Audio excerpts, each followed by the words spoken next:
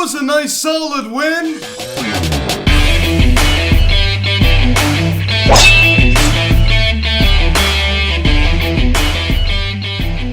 Yo, what is going on, everybody? Welcome to the Phillies Head Show videocast recapping tonight's game between the Philadelphia Phillies and the Arizona Diamondbacks as the Phillies defeat the Diamondbacks by a final score of 7-0. What a great performance tonight. And it feels a great start by Kyle Gibson, and the offense also showed up as well. And I got some before getting into this video, please subscribe if you have not yet. Please turn on the bell. Please like this video, comment on this video, share this video, and let's get into this. So the Phils did all the things right tonight, right? The pitching staff showed up, like I said. The offense was there, right? You know, pushing across 7 runs. This was a nice, decisive win. A solid win, like I said at the beginning. And, what a just nice way to head into, hopefully, a series win tomorrow, right? So let's hope we can see that tomorrow at 1:05. Great job tonight, Phils, all right? I mean, pushing across some runs, Dubois doing his job, Bryce Harper starting up the scoring in the bottom of the first with that sacrifice fly. I was really blown away. Another great start from Kyle Gibson. He has been great since coming over to the Phils. He has been great in red pinstripes. As we pick up the scoring summary in the bottom of the first inning, Bryce Harper, right, doing some fundamental baseball. He hits a sacrifice fly to right field, breaks his bat, and Dubois comes around to score as it's 1-0 Philadelphia. That is fundamental baseball right there. It's get the job done any way you can. El Torito comes around to score 1-0 Phillies. So RBI total now goes up to 59 for Harp. Then Didi Gregorius, well, he actually did something, ladies and gentlemen, here in the bottom of the first, as he doubles on a line drive to left field the other way. Gene Segura comes around to score, and Didi Gregorius was thrown out at third as he tried to advance, but he was credited with the double. But he tried to stretch it into a triple, and he was thrown out, right? So, not the end of the world. I like the aggressive base running, right? I mean, I like that. Sometimes it's not going to work out, right? That was an example right there. He does get credit with the double. Pick it up, bottom of the third inning. Odubel Herrera hits his 12th run of the season as he homers on a fly ball to right field, a solo shot, as it's now 3-0 Philadelphia, right? So El Torito doing his job right there, his second home run at Citizens Bank Park this year. Hardly 10 of them have come on the road, as it's now 3-0 Philadelphia. Then Gene Segura in the same inning, he homers on a fly ball to left center field, his 10th of the season, as it's now 4-0 Philadelphia. So 2 solo shots here for the Phils. They go back-to-back. Odubel Herrera and Gene Segura, right? So the back-to-back home runs. I love to see that. Then we pick it up. Bottom of the 8th inning. Didi Gregorius again, right? I mean, I tell you, he was a doubles machine tonight. As he hits his 3rd double of the game as he doubles on a line drive to left field. Of course, the other way again. Bryce Harper comes around to score after he doubled. And it's 5-0 Phillies. So Didi Gregorius going the other way again. Hopefully he's starting to heat up, right? I mean, a healthy Didi is a scary Didi. Like I said last night and last game, a healthy Didi is a scary Didi. If we can get this guy heating up, I tell you what, it's going to be a recipe for success, ladies and gentlemen. 5-0 Philadelphia. Then it's the inning. Brad Miller singles on a short ground ball to left field the other way. Didi Gregorius comes around to score as it's now 6-0 Phillies. So Brad Miller, he's all starting to heat up, right? I mean, he's definitely seen the ball well. You saw that, unfortunately, it was kind of a bad luck kind of thing, right?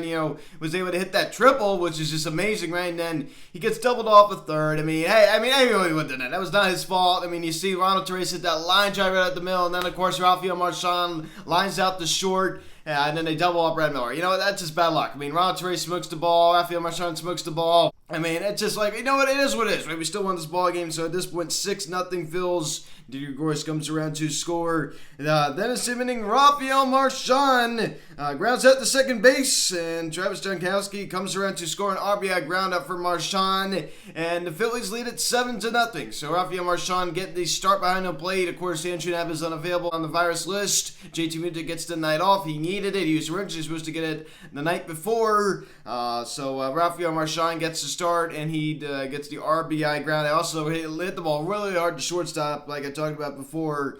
So the speedy Travis Jankowski comes around to score to push across the Phillies' 7th run, and that'd be your final. 7-0 Phillies as they take the 3rd game of this 4-game series and hope to win the series tomorrow at 1:05 with Odubel Herrera at leadoff spot, collecting 2 hits. One of them being that home run. I mean, he crushed that ball, his 12th of the season.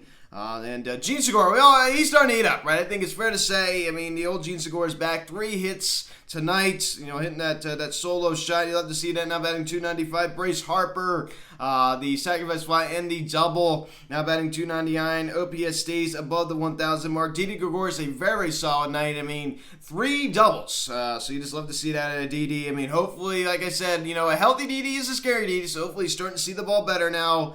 That's really nice. I mean, he didn't have a very good night the night before. Andrew McCutchen, not his night, right? Goes to hitless. Not much out of him. His bat has remained quiet. Brad Miller starting to heat up. 2 hits. I mean, one of them being that RBI single, and then the other one being that triple, right? And of course, like I said, he was doubled off the third. Not his fault. That was just unlucky. Ronald Trace, only 1 hit, but honestly, he smoked the ball up the middle. That was caught, right? And, that was just, oh my goodness gracious. And Rafael Marchand also goes hitless. Another example, right? Smoked the ball to short. Was credited with that RBI ground out. And Jay Chimito didn't even come off the bench to even pitch hit, right? So he sat the whole entire game, didn't even come off the bench to pitch it. Galvis and Bonifacio were able to do that, and they didn't do anything. And Kyle Gibson, 6 innings, 3 hits, didn't allow any runs, didn't walk anybody. And struck out 3, right? I mean, he's a ground ball pitcher, right? He's going to generate a lot of ground balls. So you all know the strikeout rate is pretty low, and that's fine. I mean, we have guys in this rotation who could really rank up the strikeouts. I mean, Zach Clear, over 200 strikeouts this year, right? I mean, he's wheeling and dealing, right? I understand he hasn't been as dominant over the past, few weeks or so, but he still overall had a really good year. I mean, even Aaron Nola, I mean, when he's at his best, he's striking guys out. So I love to see this, man. I mean, a guy who, so versatility in this rotation, right? We don't need a strikeout guy every time going out there, right? I mean, this is the kind of guy he's going to use to pitch to contact type of outs, right? I mean, a lot of ground balls, and that's why you have to have good defenders out there, when this guy pitches, right? I mean, having Didi Gregorius, I'm shocked that Joe Girardi started Didi Gregorius tonight. Just shocked. I thought that for sure he was going to start Galvis. Because of that, and I'm sure he started, Ronald Torres, but I was a little bit surprised he did not start Galvis.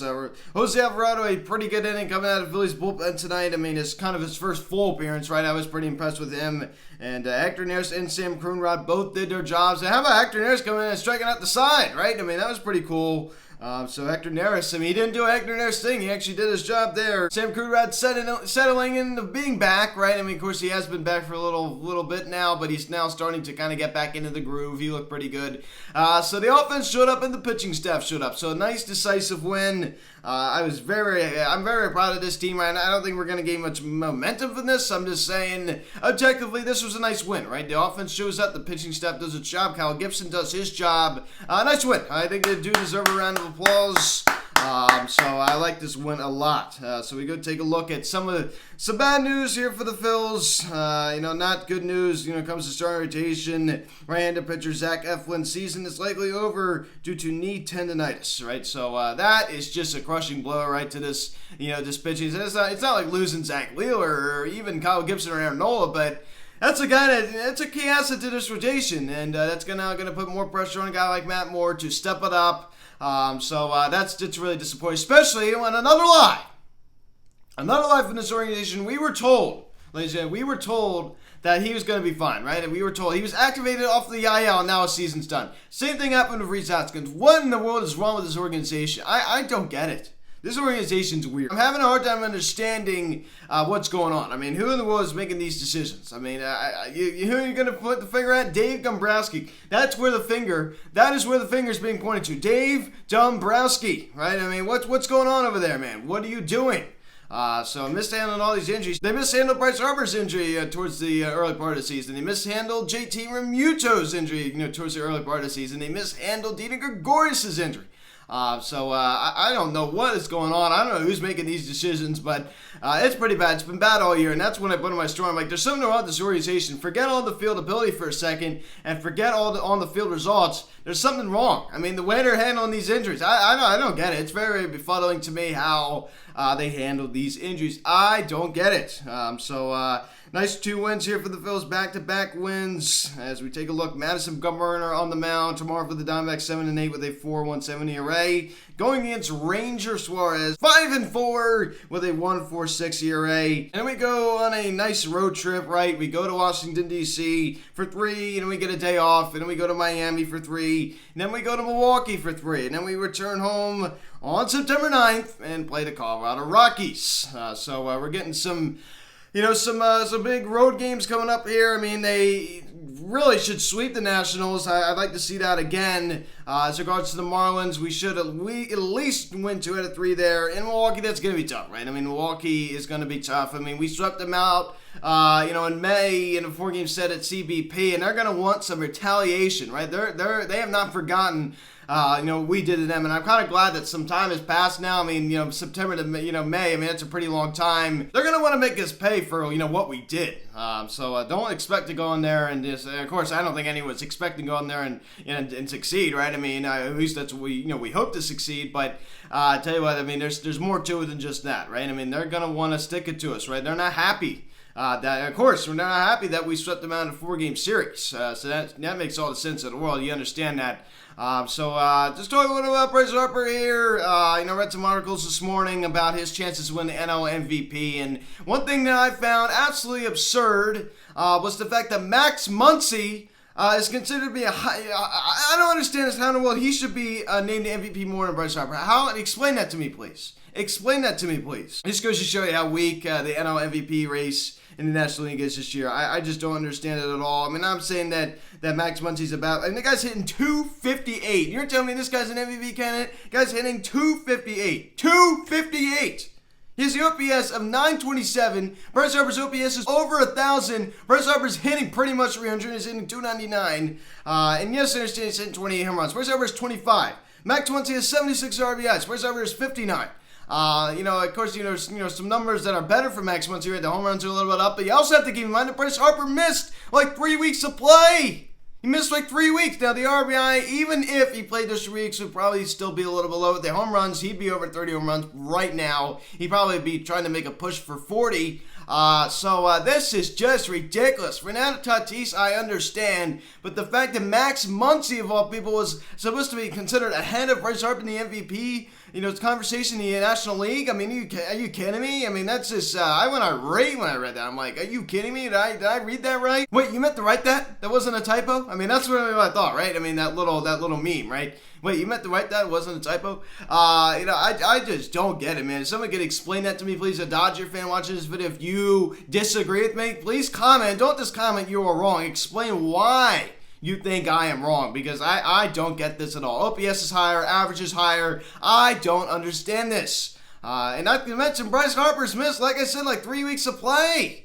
So I think it's very, very important that you bring that up. And Max Muncy, I mean, he was placed in the injured list this year. He's only out for like 10 days, and then he was on the paternity list as well. That wasn't very long. It was only like 3 days. So Bryce Harper's missed more time, and I'll say I think he has better numbers. It's just amazing. So that's pretty much it. So let's go for the series win tomorrow. 1-5 is the first pitch. And we got Bumgarner and Suarez. So guys, thanks for watching this video. Please subscribe if you have not yet. Please hit the notification bell. Please like this video, comment on this video, share this video. Check out the social media link in the description section at Phillies Hats of Instagram. Check out Instagram. Call or text 267-225-3292. Email me, phillieshats@gmail.com. Nice win coming out of Phillies tonight. Nice solid win. 1-5 the first pitch tomorrow. Bumgarner, Suarez. So guys, thanks for watching. I am Luke, and I'll talk to you later. Let's go, Phils. I'll see you guys.